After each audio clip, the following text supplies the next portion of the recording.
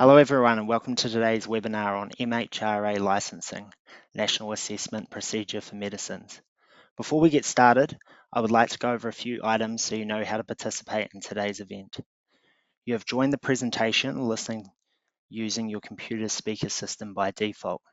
If you prefer to join over the telephone, just select telephone in the audio pane and the dial-in information will be displayed. You will have the opportunity to submit text questions via Slido at www.slido.com using the event code hashtag MHRA Licensing 25. You may send in your questions relating to the webinar anytime during the presentation. We will collect these and address them during the Q&A session at the end of today's presentation. Please note that we will not be accepting questions via the GoToWebinar chat function. It is now my pleasure to introduce your first speaker, John Behrman, Deputy Director of Innovative Medicines, MHRA. John. Thank you. Good morning, everybody, and welcome to the first Innovative Medicines webinar of 2025. My name is John Behrman, and I'm the Deputy Director of Innovative Medicines, and I'll be later joined by Shirley Hopper, who will be presenting on the new guidance, and then later by Rachel Broccoli and Maureen Riach when we get to the question and answer round. So the running order for the webinar starts with a report on performance, followed by a few priorities for 2025 for innovative medicines. Shirley will then take over to talk about the new guidance. I will then say a few words regarding dialogue processes and then provide some feedback directly from assessors. And then I will talk briefly about a few next steps before we move into Q&A. Next slide, please.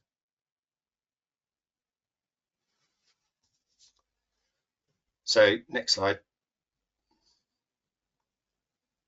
So there's a few strategic priorities that were presented actually last year, and these haven't changed.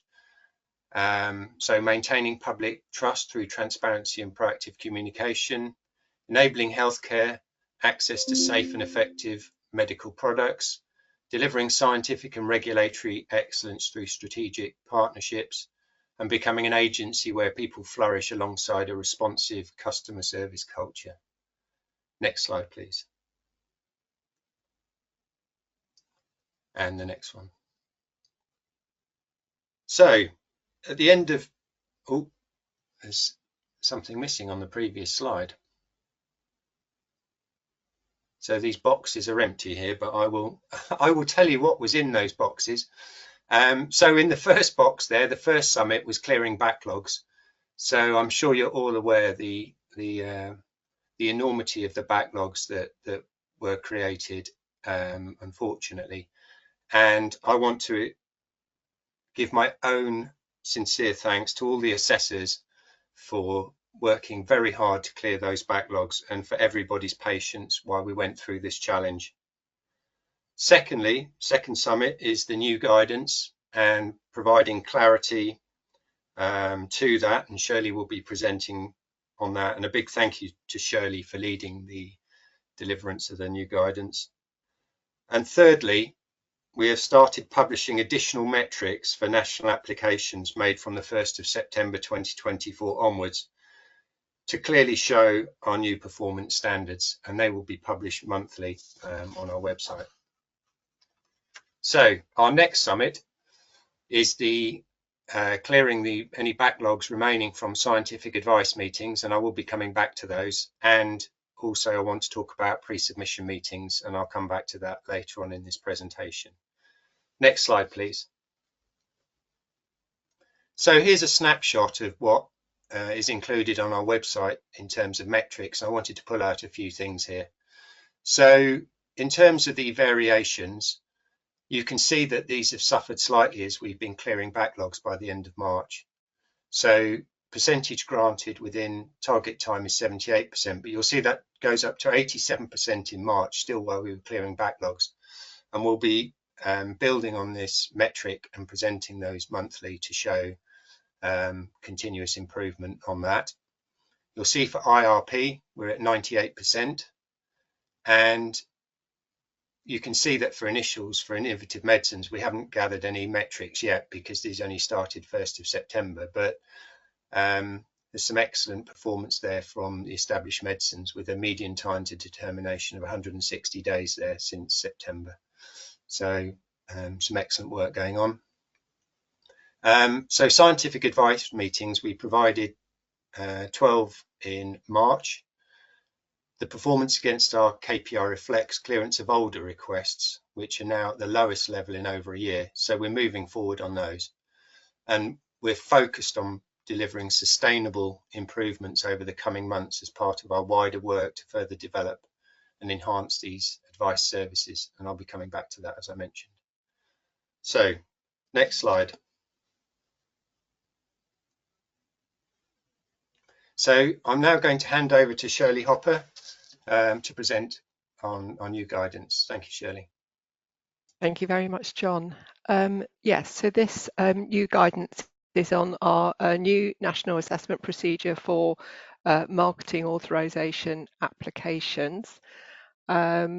This guidance does cover innovative and established medicines, but we've divided the guidance into two separate sections.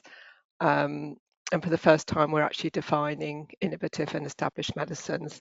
And this is because obviously the requirements are different, but also in our new guidance that the procedures and the timetables differ as well. So it means that you can go to the section that is most relevant for your applications. So the guidance will be effective from the date of publication. So that was the 3rd of April. So that means that any marketing authorization application that was received on or after the 3rd of April 2025 will be assessed in line with the new procedures. So we will come to a final decision as soon as possible on your MA application and within 210 regulatory clock-on days. So that means that the clock-on days are where the application is with the MHRA when we're working on it. The clock-off days are when the application is back with you because you are answering our questions or because the application is in the validation stage. So what's new in the guidance is that there are going to be fixed submission and assessment timetables for innovative medicine submissions, and also for the first time for response submissions, and I'll say a bit more about that later.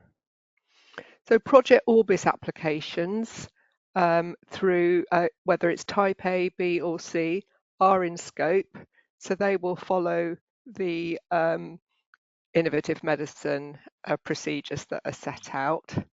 Now applications via the Access Consortium, we will also aim to determine these within 210 clock-on days of receipt of the application, but they do follow a different timetable, and in the guidance we provide some links to that information.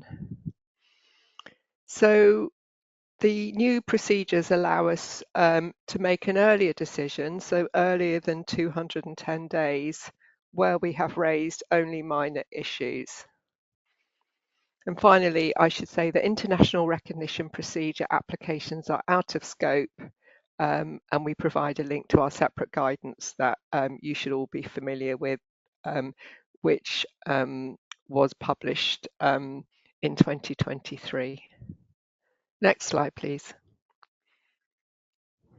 Okay, so innovative medicine application are those that are for new active substances, whether chemical or biological. Also for all other biological products, including ATMPs, vaccines, and biosimilars. Also, new combinations of existing active substances or a combination of a new active and an existing active substance.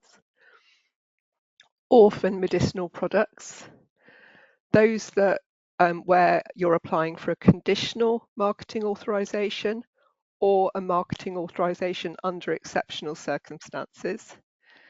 And innovative medicines are also line extensions of MAs for any of the above. So applications that don't meet those criteria are defined as established medicine applications. Next slide, please.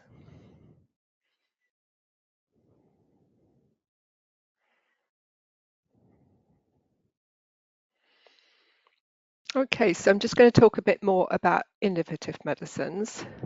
And these are some of the things that you should think about before submission. So it's really important that you notify us of your intended submission date at least 3 months in advance. And the way to do that is it's explained in the guidance, but what you need to do is complete our pre-submission notification form.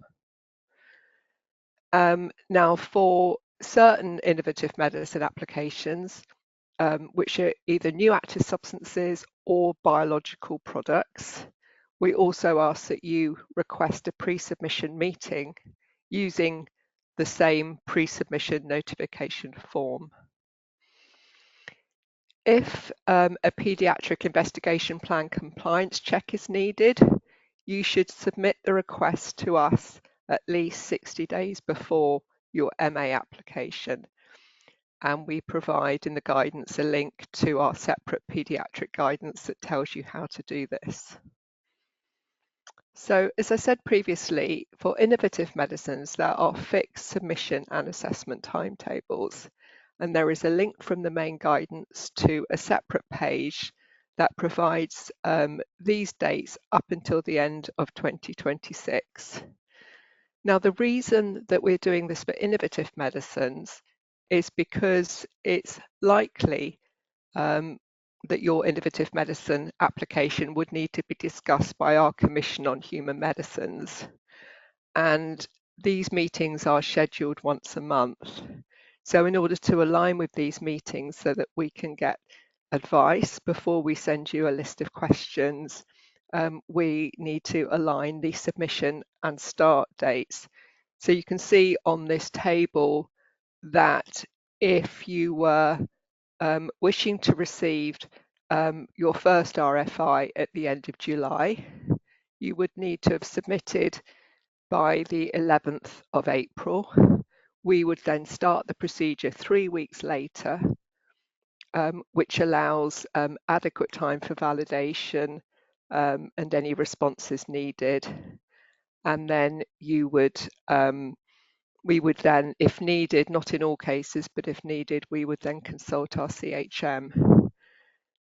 So there are similar tables for the assessment of responses, where we give you a monthly deadline. We restart the procedure 3 days after that, and that then allows us to align with a CHM meeting if needed to get advice on our assessment of your responses to our first request for information. Next slide, please. Yeah, so this just summarizes the process. So at the submission and validation stage, you will have notified us 3 months in advance, and you would have held a pre-submission meeting with us if required. You would have applied by the target submission deadline, and ideally this would be agreed with us at the pre-submission meeting if that's required. And then there is a 3-week validation period. Now, validation normally is complete within 2 weeks, but by building in the additional week, it allows some extra flexibility for you to answer questions so that we can aim to start the procedure when on the date that you were targeting for that. And then we will then, once validated, we will conduct our scientific assessment of your application, and that will include the UK orphan designation if applicable. We will then consult our Commission on Human Medicines at day 83 if required for advice, and then we will send the first request for information by day 90. we will stop the clock, and you are then able to request a clarification meeting during the clock stop if needed. So then once we receive your responses, we will restart the clock according to the published timetable. Now, you do need to respond within 6 months for your response to the first RFI, and also before the target submission deadline that is before 6 months. And the reason it's 6 months is because that is the maximum time allowed in our legislation, although it is possible for you to request an extension. But of course, we would prefer you for innovative medicines to submit your responses as soon as possible, and ideally well within 6 months. So then we will assess your response to the first RFI.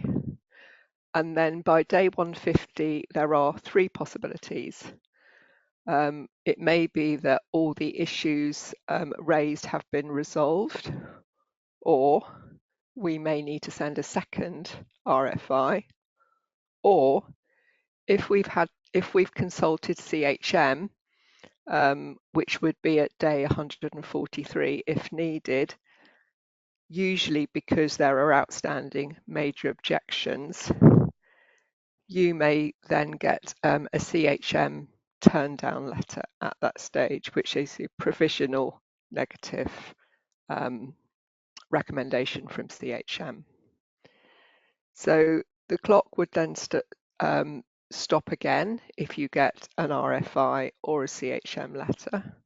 Obviously, if all issues are resolved, we can then proceed to the final compliance checks and determine the application. So then the clock stops again for either 6 months if you are making representations to CHM, and there is detailed guidance about this in the new guideline, or if you've received an RFI, then you need to respond as soon as possible, but within 3 months. So during the final phase, if we are assessing responses to your second RFI, we may send a third RFI if there's very minor issues to clarify, or we may proceed directly to compliance checks.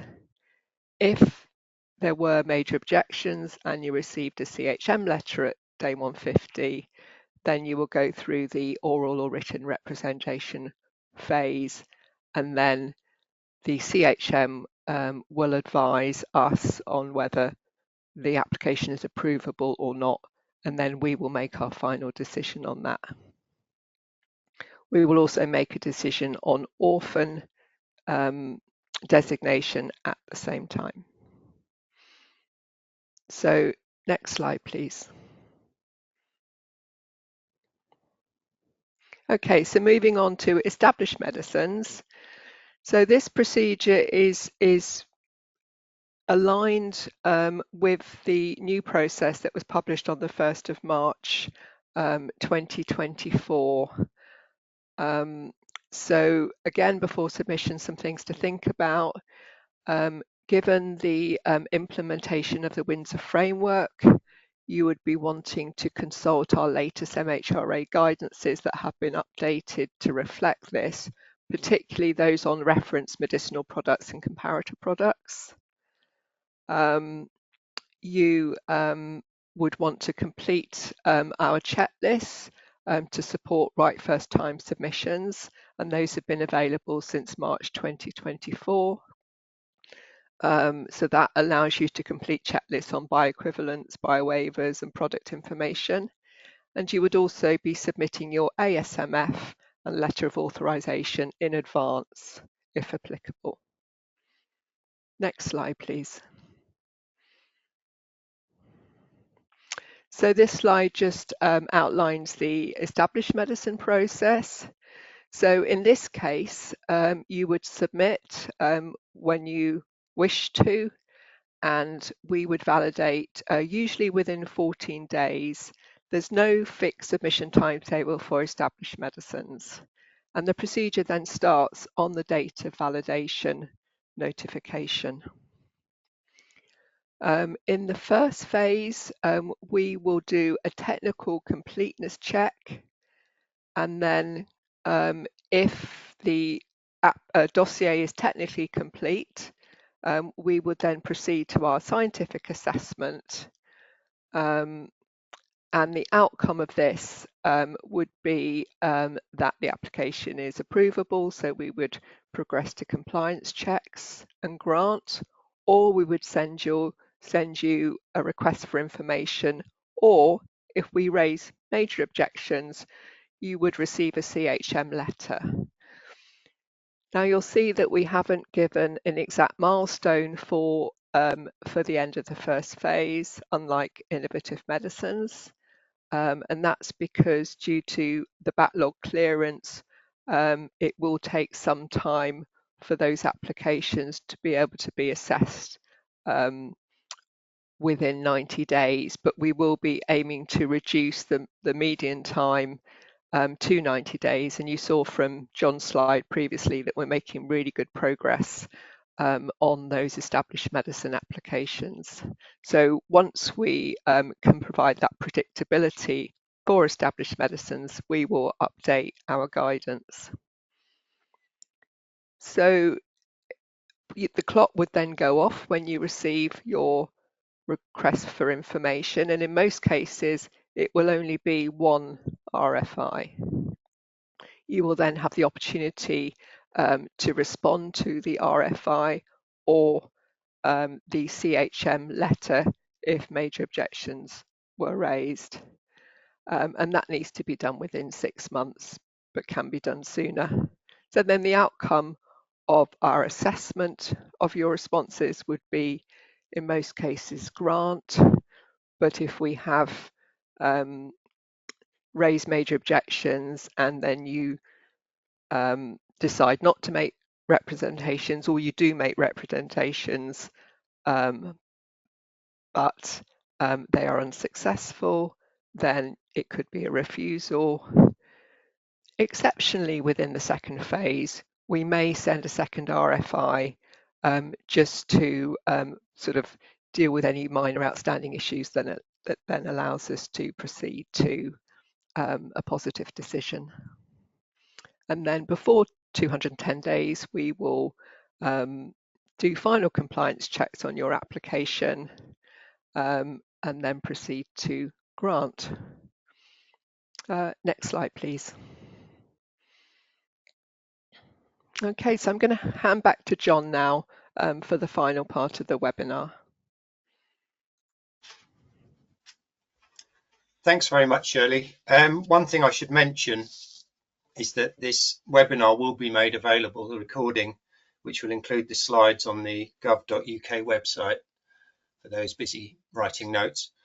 And please do ask questions via Slido. We will be prioritising questions around information presented in this webinar.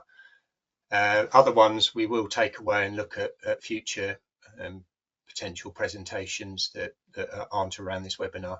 So thank you for all those who are submitting questions.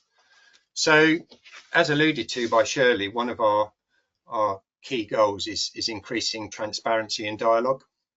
And I've highlighted 4 areas here in particular we're working on. So pipeline meetings are relatively new, and these are very important for us to plan our workload in the future, but also to see where companies are going with their science and modalities, and also give you opportunities to engage with us early on pipelines that potentially this could be the first engagement around your pipeline to us.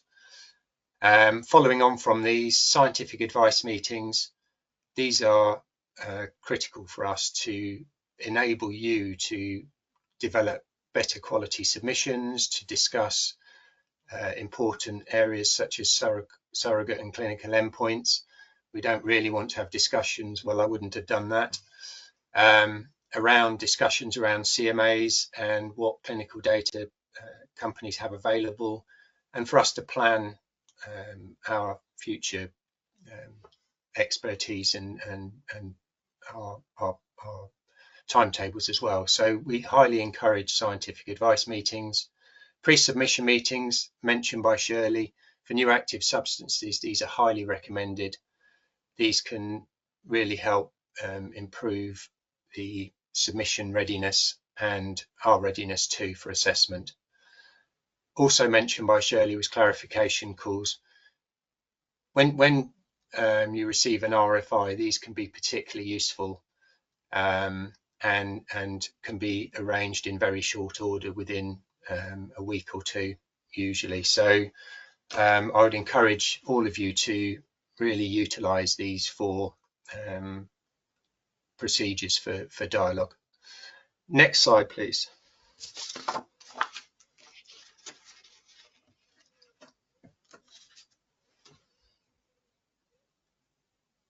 So what I've done here is largely verbatim. I've included innovative medicine assessors' input to this webinar. And so there is some repetition, but you will see that therefore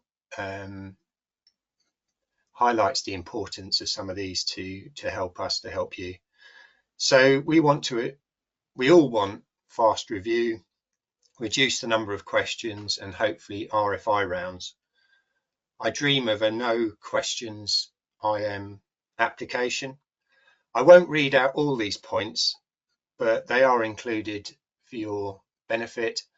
And as I mentioned before, these will be available through the online IM webinar. So in this slide, one of the key points being made is around the importance for innovative medicines around the module 2 and the quality overall summary. And secondly, the usefulness of scientific advice, but also building that back into your submissions. Next slide, please.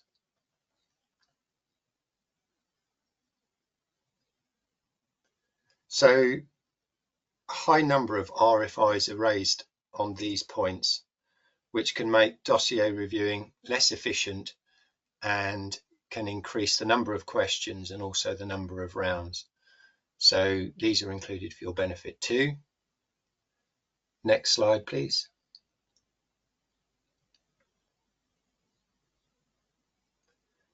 So a couple of really important points on here is around why have you included studies and which studies have been included, and explain the reasons for including those studies. I think the second really important point here is about issues.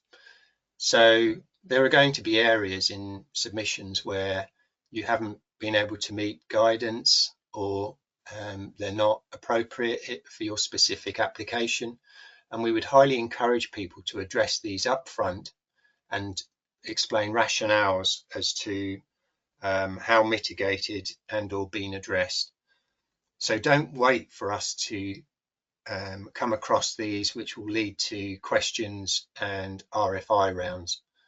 So that's a high desire.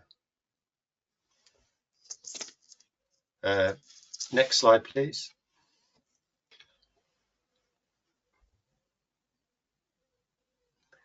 So some similar points and a reinforcement here about clarification calls, and the assessors even put that in capital letters. Next slide, please.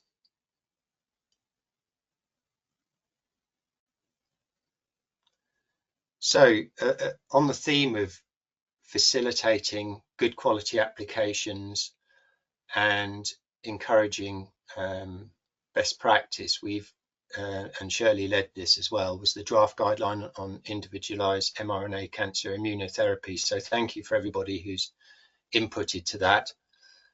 Our next steps are thinking about what would be most useful, what are the priorities for next steps for guidance, and we encourage people to put that into the Slido, and also can contact me after this webinar too with suggestions.